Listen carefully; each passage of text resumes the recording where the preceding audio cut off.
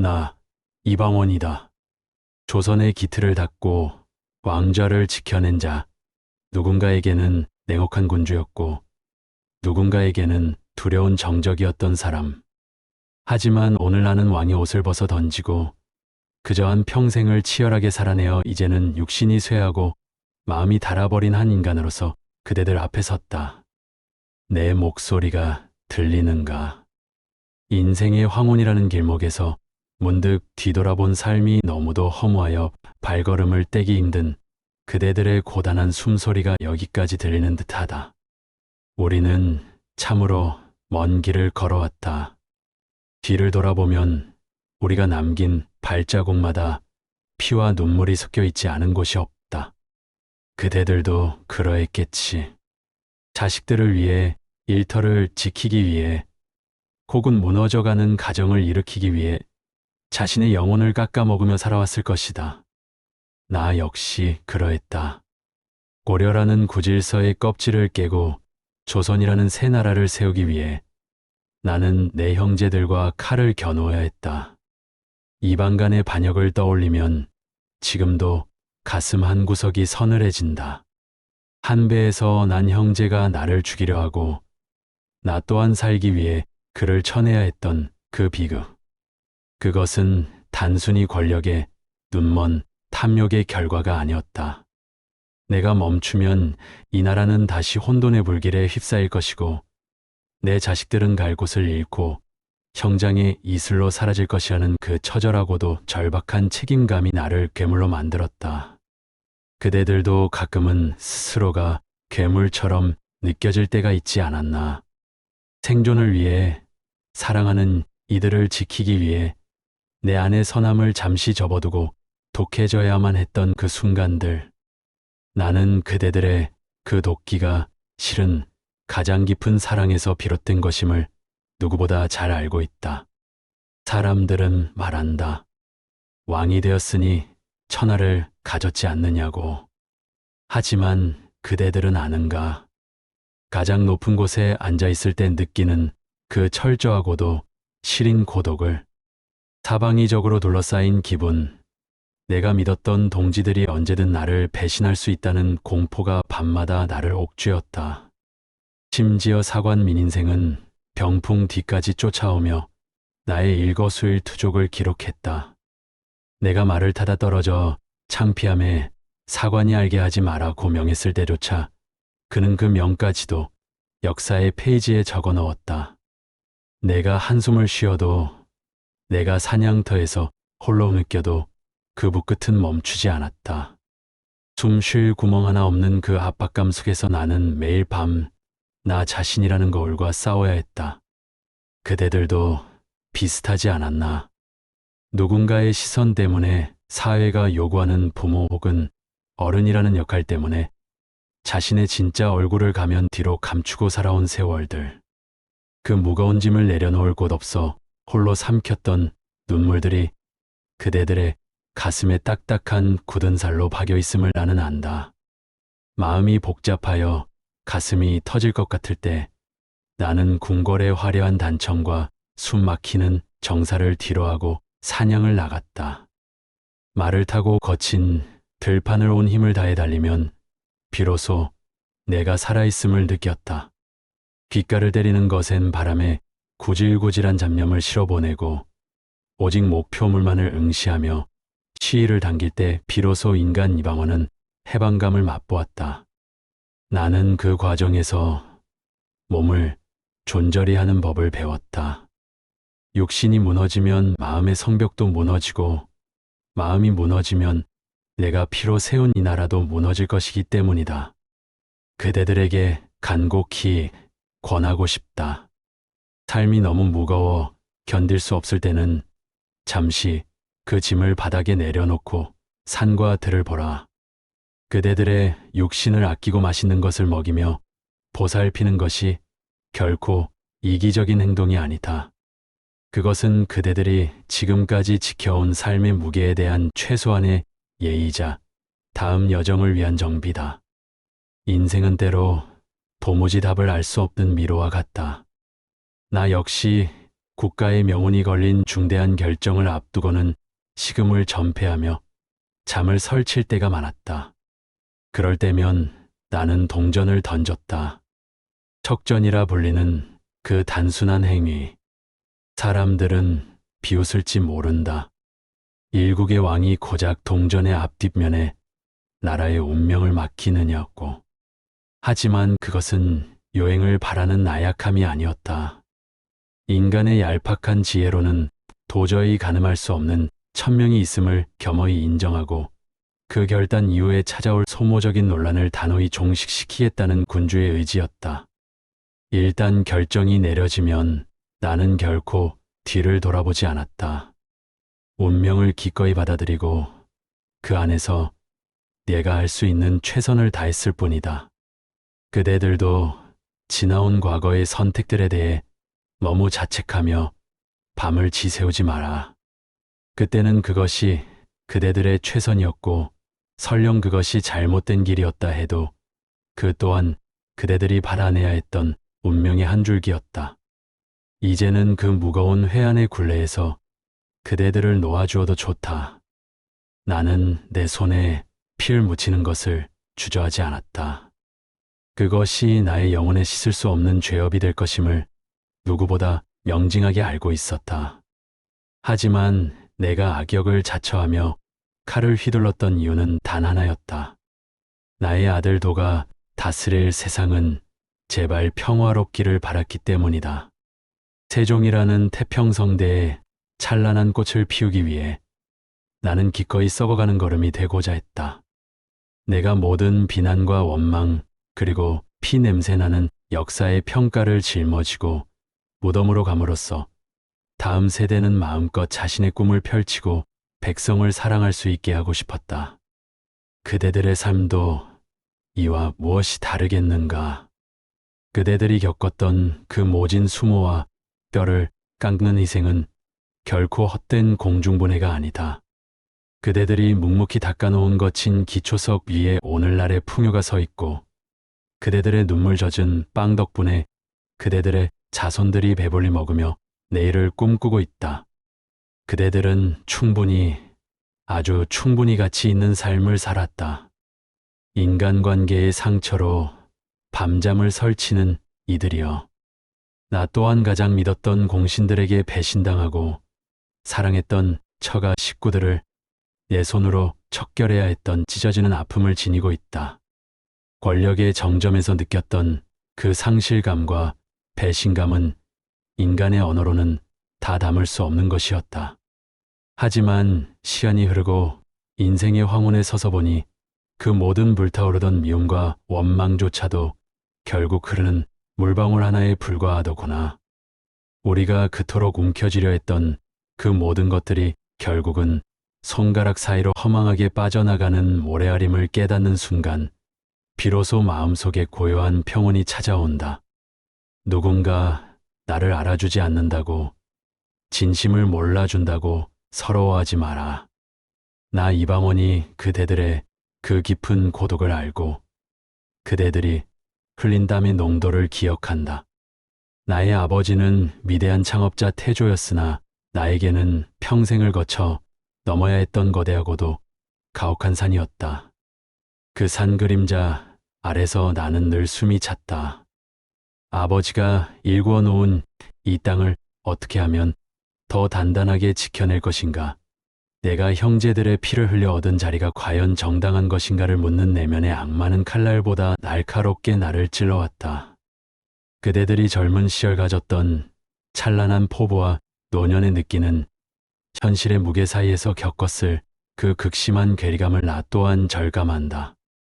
우리는 모두 누군가의 아픈 손가락이었고 이제는 누군가의 든든한 버팀목이 되어 그 무게에 허리가 굽어가고 있지 않은가. 하지만 기억하라. 그 굽은 등이 바로 그대들이 세상을 지탱해온 증거임을. 내가 형제들을 치고 왕위에 올랐을 때 세상은 나를 피의 군주라 부르며 두려워했다. 하지만 밤이 깊어 침전에 홀로 누우면 병풍 너머에서 나를 지켜보는 사관의 부소리가 천둥 소리처럼 들려 잠을 이룰 수 없었다. 왕이 밤에 홀로 한숨을 쉬다. 왕이 지나온 일을 후회하는 듯하다. 사관 민인생은 나의 영원한 감옥이자 그림자였다. 내가 들판을 달릴 때도 그는 흙먼지를 뒤집어쓰며 뒤쫓아왔다. 나의 사생활은 사치였다. 나의 모든 약점과 찰나의 흔들림조차 역사의 준엄한 심판대가 될 것이라는 그 중압감.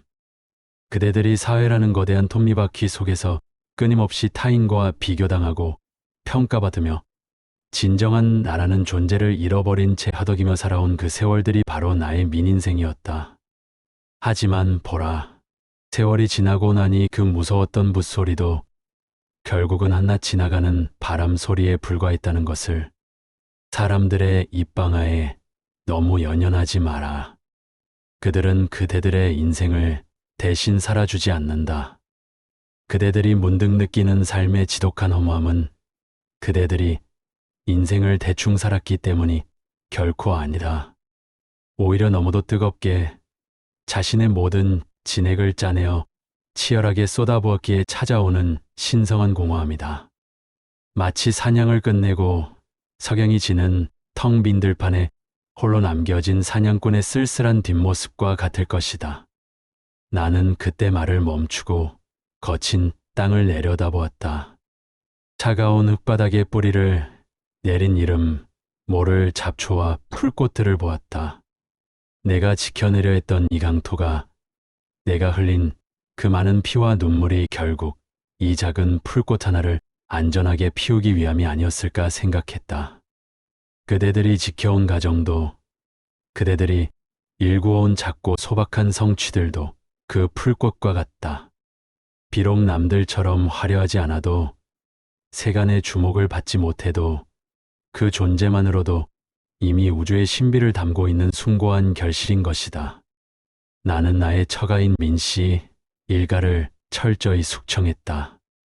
나의 반려였던 원경왕후의 피 맺힌 절규를 외면했다. 그것은 한 인간으로서는 참아해서는 안 될 천인공노할 짓이었다. 하지만 나는 조선의 국왕이었다. 왕은 개인의 감정이나 일념보다 국가의 백년대계, 즉 시스템의 안정을 먼저 생각해야 하는 저주받은 자리다.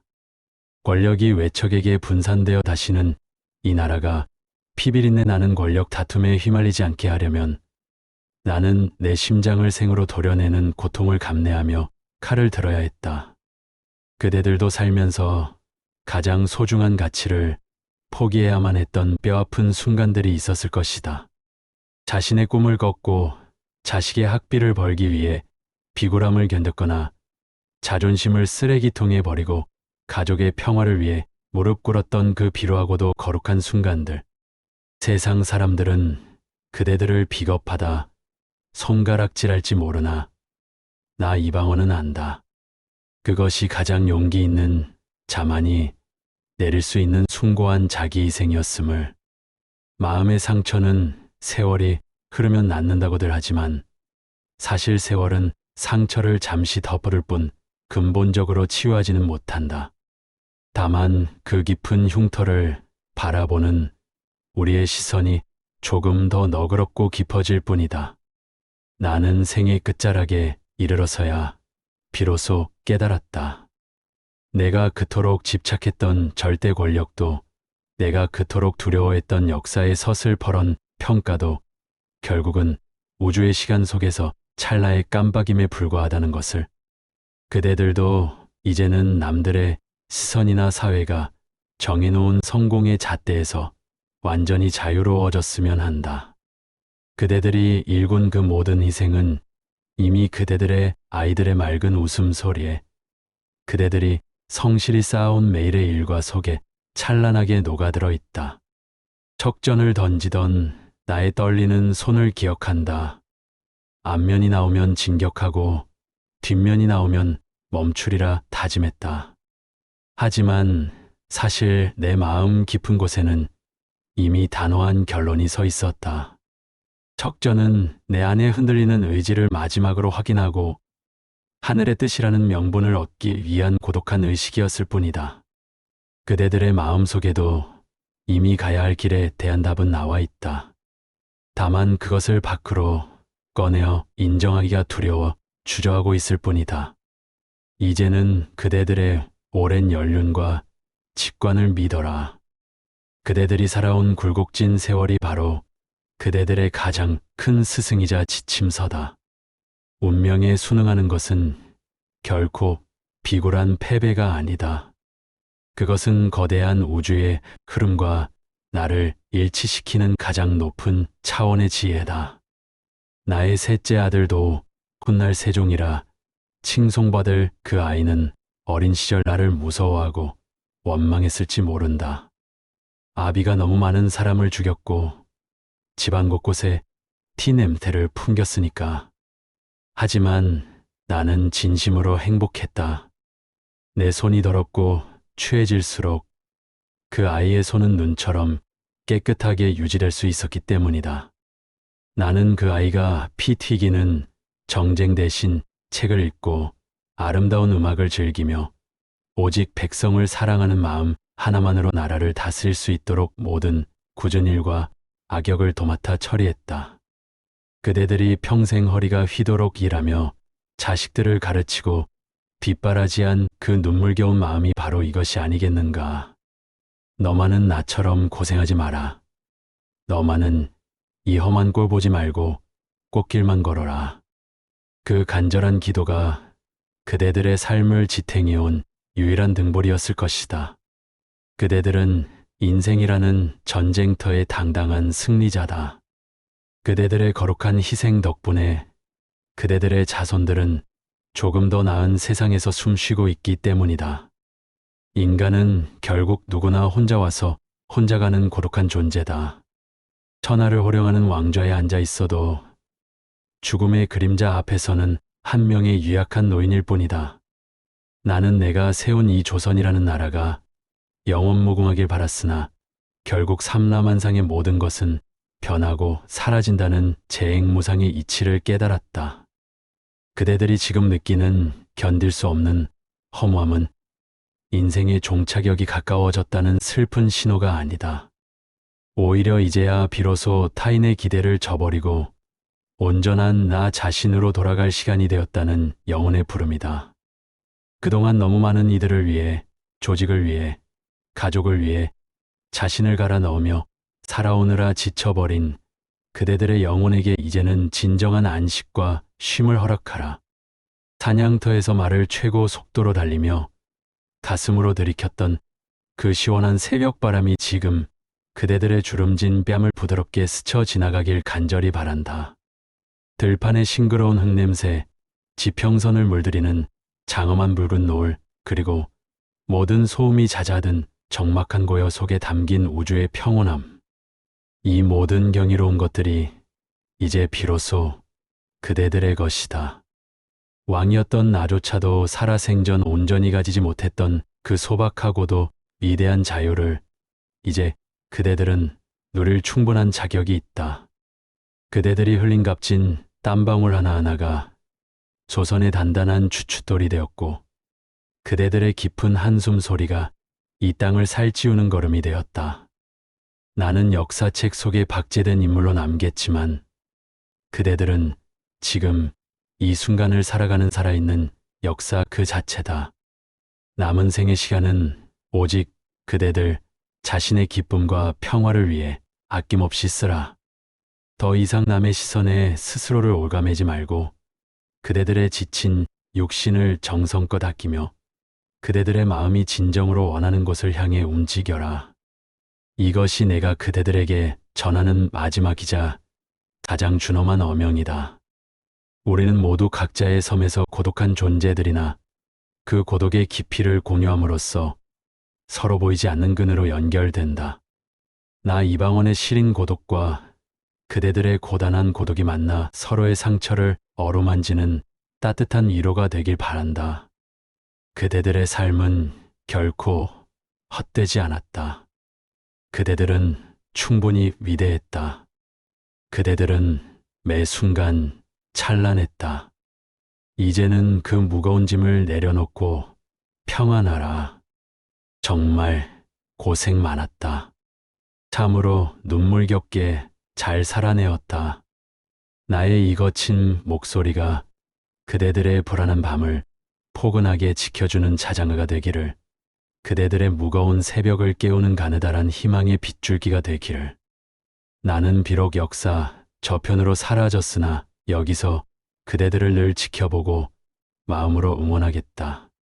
그대들이 치열하게 살아낸 이 땅이, 그대들이 온 맘 다해 사랑한 이 세상이 그대들의 이름을 영원히 기억할 것이다. 이제는 평안하고 또 평안하라.